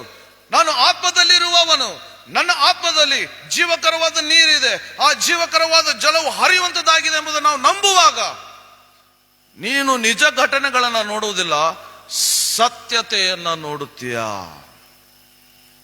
ನಾವು ಸತ್ಯತೆಯನ್ನ ನೋಡುತ್ತಾ ಮುಂದೆ ಹೆಜ್ಜೆ ಇಡುವವರು, ನಾವು ಆತ್ಮದಲ್ಲಿ ಜೀವಿಸುವಂತವರು. ಕೊನೆಯದಾಗಿ ಒಂದು ಸಂಗತಿ ನಾನು ಹೇಳೋದಕ್ಕೆ ಮನಸ್ಸು ಮಾಡ್ತೇನೆ. ನಾನು ಅನಾರೋಗ್ಯತೆಯಲ್ಲಿ ಇರುವಾಗ ಅನೇಕ ಜನರು ನೀವು ಹೇಗಿದ್ದೀರಿ ಅಂತ ಕೇಳ್ತಾ ಇದ್ರು. ಆವಾಗ ನನಗಿರುವಂತ ನೋವುಗಳನ್ನ ನಾನು ಹೇಳಬೇಕೆನ್ನುವುದು ನನಗೆ ಬರೋದು. ನಾವು ಒಂದು ನಿಜ ಹೇಳ್ಬೋದು, ಇಲ್ಲವೇ ದೇವರ ವಾಕ್ಯದ ಸತ್ಯದ ಘಟನೆ ಹೇಳ್ಬೋದು. ಅವಾಗ ನನ್ನ ಮನಸ್ಸಿನಿಂದ ಬರೋದೇನೆಂದ್ರೆ, ನನಗೆ ಕನ್ಫೆಸ್ ಮಾಡುವುದಕ್ಕೆ ಮನಸ್ಸಿಲ್ಲ, ಆದ್ರೆ ಸತ್ಯ ಹೇಳ್ತೇನೆ, ಆತನ ಬಾಸುಂಡೆಗಳಿಂದಲೇ ನಾನು ಸಂಪೂರ್ಣವಾಗಿ ಸೌಖ್ಯವಾಗಿದ್ದೇನೆ. ನೀನು ಸತ್ಯವನ್ನ ಹೇಳು, ಸತ್ಯವನ್ನ ಉಚ್ಚರಿಸು, ಸತ್ಯವನ್ನ ನೀನು ಅನುಭವಿಸು. ಇನ್ನೊಂದು ಸಾರಿ ಆ ವಾಕ್ಯವನ್ನ ನಾನು ಓದುವುದಕ್ಕೆ ಮನಸ್ಸು ಮಾಡ್ತಾನೆ. ಅಪೊಸ್ತಲನಾದ ಪೌಲನು ರೋಮಾಪುರದ ಸಭೆಗೆ ಬರೆದಂತ ಪತ್ರಿಕೆಗೆ 8ನೇ ಅಧ್ಯಾಯ 11ನೇ ವಚನ, ಯೇಸುವನ್ನು ಸತ್ತವರೊಳಗಿಂದ ಜೀವಿತನಾಗಿ ಎಬ್ಬಿಸಿದ ಆತನ ಆತ್ಮನು ನಿಮ್ಮಲ್ಲಿ ವಾಸವಾಗಿದ್ದರೆ, ಕ್ರಿಸ್ತ ಯೇಸುವನ್ನು ಸತ್ತವರೊಳಗಿಂದ ಎಬ್ಬಿಸಿದ ಆತನು ನಿಮ್ಮಲ್ಲಿ ವಾಸವಾಗಿರುವ ತನ್ನ ಆತ್ಮನ ಮೂಲಕ ನಿಮ್ಮ ಮರ್ತ್ಯ ದೇಹಗಳನ್ನು ಸಹ ಬದುಕಿಸುವನು. ನಿನ್ನ ದೇಹವನ್ನು ಬದುಕಿಸುವುದಕ್ಕೆ, ನಿನ್ನ ದೇಹವನ್ನು ಬಲಪಡಿಸುವುದಕ್ಕೆ, ನಿನ್ನ ದೇಹದ ಪ್ರತಿಯೊಂದು ಅಂಗಾಂಗಗಳನ್ನು ಆತನು ಸರಿ ಮಾಡುವುದಕ್ಕೆ ಸಮರ್ಥನಾಗಿದ್ದಾನೆ. ಕರ್ತನು ಈ ಮಾತುಗಳನ್ನು ಆಶೀರ್ವದಿಸಲಿ. ನಾವು ಕಣ್ಣುಮುಚ್ಚಿ 1 ನಿಮಿಷ ಈ ವಾಕ್ಯವನ್ನು ಧ್ಯಾನಿಸುವ. ನಮ್ಮನ್ನು ನಾವು ಕರ್ತನಿಗೆ ಒಪ್ಪಿಸಿಕೊಡುವ. ನಾವು ನಂಬುವ. ನಾವು ಆತ್ಮವಾಗಿದ್ದೇವೆ ಮತ್ತು ನಾವು ಆತ್ಮವಾಗಿದ್ದು ಆತ್ಮನ ವಾಕ್ಯದ ಮುಖಾಂತರ ನಾನು ಜೀವವನ್ನು, ಸಮೃದ್ಧಿಯುಳ್ಳ ಜೀವವನ್ನು ಹೊಂದಿಕೊಳ್ಳುವವನಾಗಿದ್ದೇನೆ. ನನ್ನಲ್ಲಿ ಪರಿಶುದ್ಧಾತ್ಮನು ವಾಸ ಮಾಡುತ್ತಾನೆ ಮತ್ತು ನನ್ನ ಮೂಲಕವಾಗಿ ಜೀವಕರವಾದ ಹೊಳೆಗಳು, ಜೀವದ ನದಿಯು ಹರಿಯುವುದು ಎಂಬುದಾಗಿ ನಾನು ಜೀವಿಸುವಂತವನಾಗಿದ್ದೇನೆ. ಜೀವದ ಬುಗ್ಗೆಯು ನನ್ನಲ್ಲಿ ವಾಸವಾಗಿದೆ ಮತ್ತು ಈ ಜೀವದ ಬುಗ್ಗೆಯು ನನ್ನ ಶರೀರದಲ್ಲಿ, ನನ್ನ ಸಂಬಂಧಗಳಲ್ಲಿ, ನನ್ನ ಕೆಲಸ ಕಾರ್ಯಗಳಲ್ಲಿ ಜೀವವನ್ನೇ ತರುವಂತದ್ದಾಗಿದೆ. ನಾನು ಜೀವಿಸುವಂತಹ ಕರ್ತನ ಜೀವಿಸುವಂತಹ ಮಗುವಾಗಿದ್ದೇನೆ. ಕರ್ತನಾದ ಯೇಸುವೇ, ಈ ವಾಕ್ಯವನ್ನ ನಮ್ಮೊಂದಿಗೆ ಈ ಪ್ರಾರಂಭದ ಈ ಸೋಮವಾರದ ದಿನದಲ್ಲಿ ನಮಗೆ ಅನುಗ್ರಹಿಸಿದಕ್ಕಾಗಿ ನಿನಗೆ ಸ್ತೋತ್ರ ಸಲ್ಲಿಸುತ್ತೇನೆ. ಕರ್ತನೆ, ವಾಕ್ಯವೆಂಬ ಆತನು ನೀನು. ನಾನು ಜೀವಿಸುವುದು ದೇವರ ಬಾಯಿಯಿಂದ ಹೊರಡುವಂತಹ ಪ್ರತಿಯೊಂದೊಂದು ಮಾತಿನಿಂದಲೇ. ಕರ್ತನೆ, ನಿನ್ನ ವಾಕ್ಯವು ಇಲ್ಲಿ ಇರುವಂತಹ ಪ್ರತಿಯೊಬ್ಬರ ಜೀವಿತವನ್ನು ಮತ್ತು ಈ ವಾಕ್ಯವನ್ನು ಕೇಳ್ತಾ ಇರುವಂತಹ ಅವರ ಜೀವಿತದ ಮೇಲೆ ಚಲಿಸಲ್ಪಡಲಿ. ನಿನ್ನ ಪ್ರಸನ್ನತೆಯು ಅವರ ಜೀವಿತದ ಪ್ರತಿ ಒಂದೊಂದು ವಲಯದಲ್ಲಿ ಮುಟ್ಟುವಂತದ್ದಾಗಲಿ ಮತ್ತು ಅದರಲ್ಲಿ ಕರ್ತನೆ ಒಂದು ಹೊಸ ಬಲವನ್ನ, ಹೊಸ ಶಕ್ತಿ, ಸಾಮರ್ಥ್ಯವನ್ನ ತರುವಂತದ್ದಾಗಲಿ ಎಂಬುದಾಗಿ ನಾನು ಪ್ರಾರ್ಥಿಸ್ತೇನೆ. ಕರ್ತನೆ, ಅವರ ಆರೋಗ್ಯದಲ್ಲಿ ಆಗಲಿ, ಅವರ ತಿಳುವಳಿಕೆ ಜ್ಞಾನದಲ್ಲಿ ಆಗಲಿ, ಏನು ಒಂದು ಚಾಲೆಂಜಸ್ ನಲ್ಲಿ ಅವರು ಹಾದು ಹೋಗ್ತಾ ಇದ್ದರು, ಆ ಚಾಲೆಂಜಸ್ ಗಳನ್ನ ಅವರು ಎದುರಿಸಿ ಪವಿತ್ರಾತ್ಮನ ಬಲದಿಂದ, ವಾಕ್ಯದ ಬಲದಿಂದ ಗೆದ್ದುಕೊಳ್ಳಲಿ. ಕರ್ತನೆ, ನಿನ್ನ ಪ್ರಸನ್ನತೆ ನಮ್ಮ ಮಧ್ಯದಲ್ಲಿರುವುದಕ್ಕಾಗಿ ಸ್ತೋತ್ರ. ನಿನ್ನ ಪ್ರಸನ್ನತೆಯಿಂದಲೇ ಈ ದಿನವನ್ನು ಪ್ರಾರಂಭಿಸುವಂತೆ ಆಗಲಿ, ನಿನ್ನ ಪ್ರಸನ್ನತೆಯಿಂದ ನಡೆಸಲ್ಪಡಲಾಗಲಿ. ಅದರಲ್ಲಿ ಅಂತ್ಯವಿಲ್ಲ. ನೀನೇ ನಡೆಸಿಕೊಂಡು ಹೋಗಬೇಕೆಂದು ಯೇಸುವಿನ ಮುದ್ದುನಾಮದಲ್ಲಿ ಬೇಡಿದ್ದೇನೆ ತಂದೆ, ಹೊಂದಿದ್ದೇನೆ. ಆಮೆನ್. Thank you.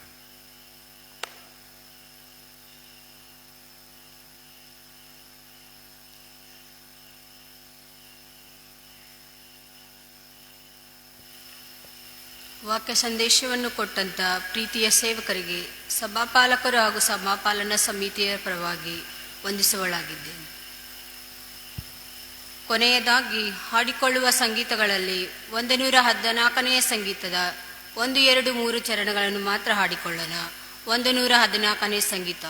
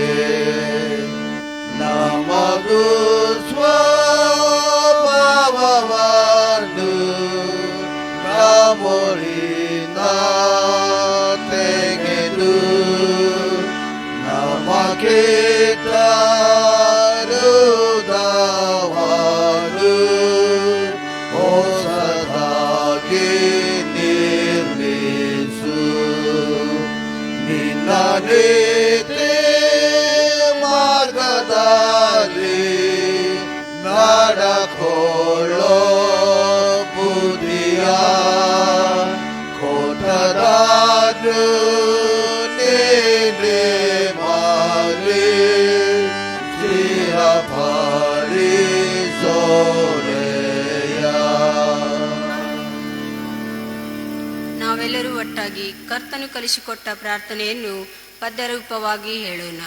ನಂತರ ಸೇವಕರು ನಮಗೆ ಅಂತಾಶೀರ್ವಾದ ನೀಡಬೇಕಾಗಿ ಕೇಳಿಕೊಳ್ಳುತ್ತೇನೆ.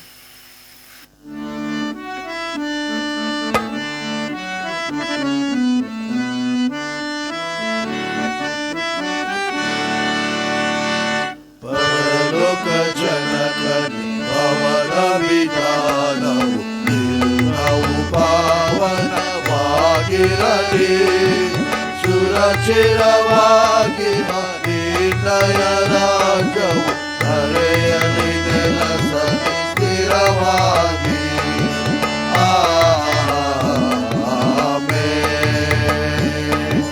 ಪರದಾಟದಿ ನಿನ್ನ ಶೀತವು ಕರೆಯೋಳು ನೆರವೇರಲಿಯನು ದಿನದ ಬುದ್ಧಿ.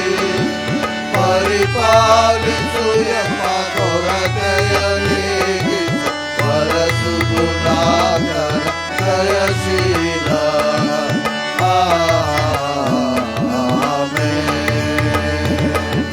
ಕ್ಷಮಿಸಮ ಪಾಪಗಳನ್ನು ನಾವಿತರ ಕ್ಷಮಿಸಿದ ತೆರಲಿ ದಯಾಕರನೇ. ಕ್ಷೇಮವ ಪಾಲಿಸು ದೀನರ ರಕ್ಷಿಸು ನಾವಿದ ಫಲದಾಯಕ ನೀನೇ.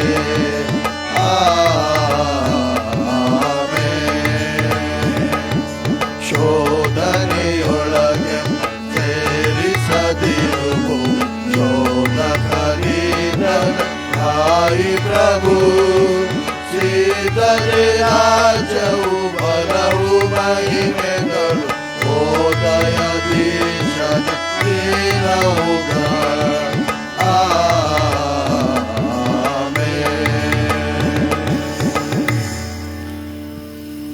ನಾವೆಲ್ಲರೂ ಎದ್ದು ನಿಂತುಕೊಂಡವರಾಗಿ ಕರ್ತನು ಕಲಿಸಿಕೊಂಡಿರುವಂತಹ ಪ್ರಾರ್ಥನೆಯನ್ನು ನಾವು ಉಚ್ಚರಿಸುವ.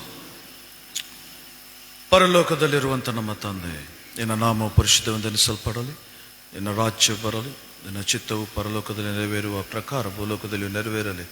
ನಮಗೆ ಅನುದಿನದ ಆಹಾರವನ್ನು ನಮಗೆ ತಂದು ದಯಪಾಲಿಸು. ನಮಗೆ ತಪ್ಪು ಮಾಡಿದವರನ್ನು ನಾವು ಕ್ಷಮಿಸುವಂತೆ ನಮ್ಮ ತಪ್ಪುಗಳನ್ನು ಕ್ಷಮಿಸು. ನಮ್ಮನ್ನು ಶೋಧನೆಯೊಳಗೆ ಸೇರಿಸದೆ ಕೇಡಿನಿಂದ ನಮ್ಮನ್ನು ತಪ್ಪಿಸು.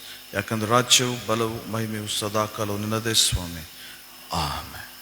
ನಾವು ಕರ್ತನ ಆಶೀರ್ವಾದವನ್ನು ವಿಶ್ವಾಸದಿಂದ ಹೊಂದಿಕೊಳ್ಳೋಣ. ನಮ್ಮ ತಂದೆಯಾದ ದೇವರ ಪ್ರೀತಿಯು, ನಮ್ಮ ರಕ್ಷಕನೊಡೆಯನಾದಂಥ ಯೇಸು ಕ್ರಿಸ್ತನ ಕೃಪೆಯು, ಪರಿಶುದ್ಧಾತ್ಮ ದೇವರ ಅನ್ಯೋನ್ಯತೆ ಸಹವಾಸ ನಡೆಸುವಿಕೆಯು ಸಭೆಯಲ್ಲಿ ಬಂದಿರುವಂಥ ಪ್ರತಿಯೊಬ್ಬರ ಮೇಲೆಯೂ ಮತ್ತು ಆರಾಧನೆಯಲ್ಲಿ ನಿರಂತರವಾಗಿರುವಂಥ ಪ್ರತಿಯೊಬ್ಬರ ಮೇಲೆ ಸದಾ ನೆಲೆಗೊಂಡಿರಲಿ. ಆಮೆನ್.